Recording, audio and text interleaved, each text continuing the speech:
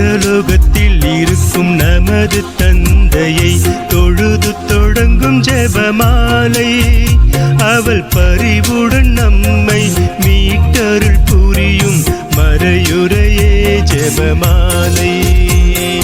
பரலோகத்தில் இருக்கும் நமது தந்தையை தொழுது தொடங்கும் ஜெபமாலை அவள் பரிவுடன் நம்மை மீட்டருள் புரியும் மறையுரையே ஜெபமாலை.